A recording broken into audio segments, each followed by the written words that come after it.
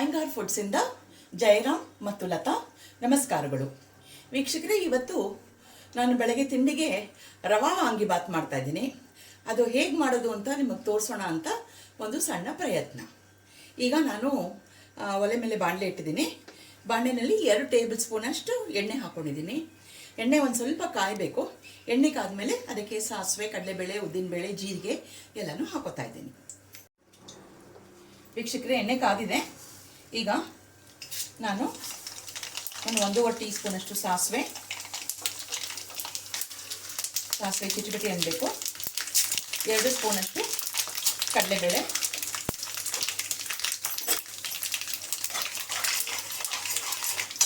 1 ಸ್ಪೂನಷ್ಟು ಉದ್ದಿನಬೇಳೆ,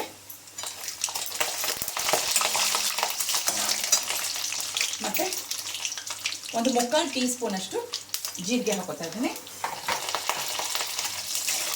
ಇವಾಗ ಒಂದು 6ರಿಂದ 7 ಹಸಿಮೆಣಸಿನ್ಕಾಯಿ ಖಾರ ಇದೆ, ಅದಕ್ಕೋಸ್ಕರ ಕಡಿಮೆ ತಗೊಂಡಿದ್ದೀನಿ. ಮತ್ತು 1 ಇಂಚು ಶುಂಠಿ ಚಿಕ್ಕದಾಗಿ ಕಟ್ ಮಾಡಿ ಹಾಕೊಂಡಿದ್ದೀನಿ. ಮತ್ತು 3 ಎಸಳು ಕರಿಬೇವು ಚಿಕ್ಕದಾಗಿ ಕಟ್ ಮಾಡಿ ಹಾಕೊಂಡಿದ್ದೀನಿ, ತೊಳೆದಿಟ್ಕೊಂಡಿದ್ದೀನಿ. ಎಣ್ಣೆ ಬಿಟ್ಟು ಬಾಕಿ ಎಲ್ಲ ನಾನು ಹೇಳಿರೋದೆಲ್ಲ ಟೀ ಸ್ಪೂನ್ ಲೆಕ್ಕ. ಎಣ್ಣೆ ಮಾತ್ರ 2 ಟೇಬಲ್ ಸ್ಪೂನು, ಬಾಕಿ ಎಲ್ಲ ಟೀ ಸ್ಪೂನ್. ಮತ್ತು 4 ಈರುಳ್ಳಿ ಕಟ್ ಮಾಡಿ ಇಟ್ಕೊಂಡಿದ್ದೀನಿ. ಉದ್ದುದ್ದ ಕಟ್ ಮಾಡಿದ್ದೀನಿ ನೋಡಿ. ಹೀಗೆ ಉದ್ದುದ್ದ ಮಾಡಿದ್ರೆ ಚೆನ್ನಾಗಿರುತ್ತೆ.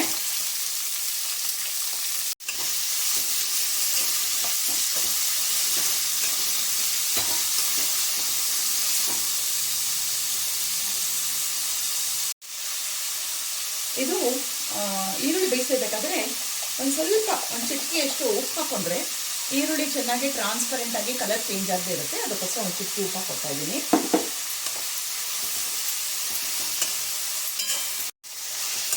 ಈರುಳ್ಳಿ ಸುಮಾರು ಅರ್ಧ ಮುಕ್ಕಾಲಷ್ಟು ಬೆಂದಿದೆ.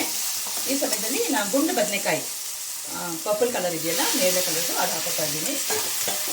ಇದು ಹಾಕ್ಬಿಟ್ಟು ಅದೊಂದ್ಸಲ ಬಾಡಿಸ್ಬಿಟ್ಟು ಒಂದು 3-4 ನಿಮಿಷ ಇಲ್ಲ 5 ನಿಮಿಷ ಅಂತ ಇಟ್ಕೊಳ್ಳಿ, ಮುಚ್ಚಿಟ್ಬಿಡೋಣ. ಸೊ ಅದಕ್ಕೆ ಬದನೆಕಾಯಿ ಸ್ವಲ್ಪ ಚೆನ್ನಾಗಿ ಬೇಯಲಿ.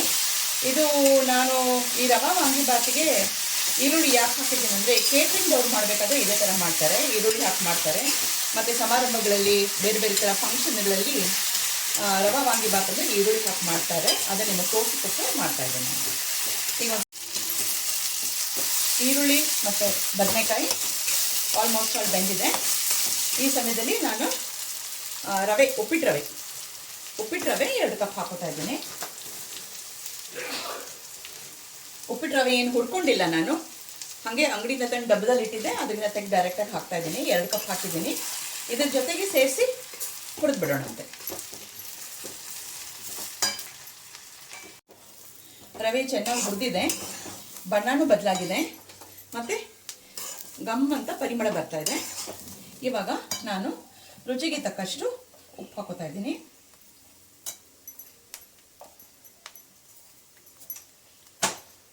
ಮತ್ತು 1 ಟೀ ಸ್ಪೂನಷ್ಟು ಅರಿಶಿನ. ಇದು ಹಾಕ್ಕೊಂಡು ಇನ್ನೊಂದ್ಸಲ ಬಾಡಿಸ್ಕೊಂಡ್ಬಿಡೋಣ. ಇವಾಗ ನಾನು ಒಂದು ನಿಂಬೆಹಣ್ಣು ಗಾತ್ರ ಸೈಜಷ್ಟು ಹುಣಸೆಹಣ್ಣು ತೊಗೊಂಡು ಅದನ್ನು ಕಿವುಚ್ಕೊಂಡು ಚೆನ್ನಾಗಿ ಅದರ ರಸ ತೆಗೆದಿಟ್ಟಿದ್ದೀನಿ.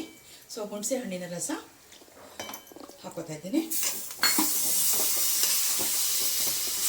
ಮತ್ತು 2 ಕಪ್ಪು ರವೆ ತೊಗೊಂಡಿದ್ದೆ ನಾನು, ಅದಕ್ಕೆ 5 ಕಪ್ಪಷ್ಟು ನೀರು ತೊಗೊಂಡಿದ್ದೀನಿ. ನೀರು ಪಾತ್ರೆಲಿ ಇಟ್ಕೊಂಡಿದ್ದೀನಿ, ಅದನ್ನು ಹಾಕ್ತಾ ಇದ್ದೀನಿ.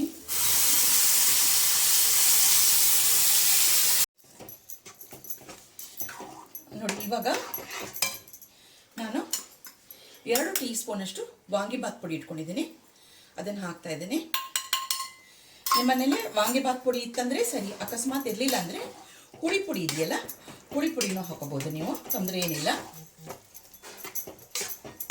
ಮತ್ತು ನಮ್ಮ ಮನೇಲಿ ವಾಡಿಕೆ ಇರೋದು ಇಂಥದಕ್ಕೆಲ್ಲ ಮಾಡಬೇಕಾದ್ರೆ ಒಂದು ಸ್ವಲ್ಪ ಸಕ್ಕರೆ ಹಾಕೊಳ್ಳೋ ರೂಢಿ ಇದೆ.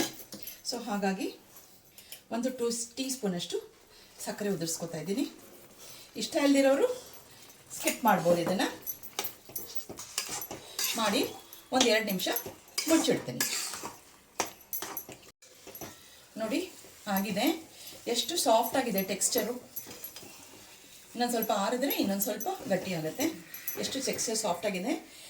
ಇದು ಸೆಲ್ಫ್ ಸಫಿಷಿಯೆಂಟು, ಅಂದರೆ ಇದರೊಳಗೆ ಉಪ್ಪು ಹುಳಿ ಖಾರ ಎಲ್ಲ ಇರೋದ್ರಿಂದ ಇದನ್ನು ಹಾಗೆ ತಿನ್ಬೋದು.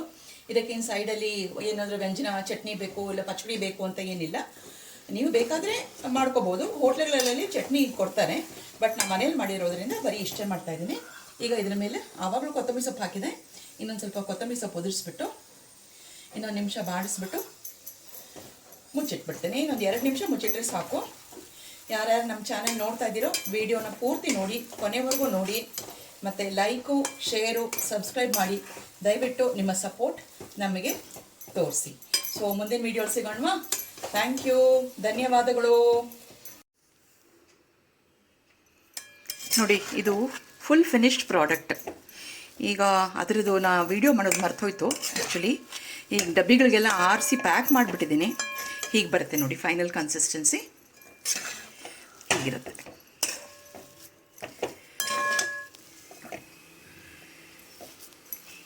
This is the final consistency. ಈಗ ತಿಂಡಿಗೆಲ್ಲ ಕೊಟ್ಟು ಮತ್ತು ಡಬ್ಬಿಗೆಲ್ಲ ಪ್ಯಾಕ್ ಮಾಡಿಬಿಟ್ಟೆ. ಸೊ ಇದರೊಳಗೆ ಒಂದು ಸ್ವಲ್ಪ ಉಳಿದಿದೆ, ಅದರದ್ದು ಒಂದು ವೀಡಿಯೋ ಮಾಡಿ ತೋರಿಸ್ತಾ ಇದ್ದೀನಿ. ಆವಾಗಲೇ ಫಿನಿಶ್ ಪ್ರಾಡಕ್ಟ್ ಮಾಡಬೇಕು ಅಂದ್ಕೊಂಡಿದ್ದೆ, ಮರ್ತು ಹೋಯಿತು. ಅದಕ್ಕೆ ಈಗ ಮಾಡಿ ತೋರಿಸ್ತಾ ಇದ್ದೀನಿ ನಿಮಗೆ. ಧನ್ಯವಾದ.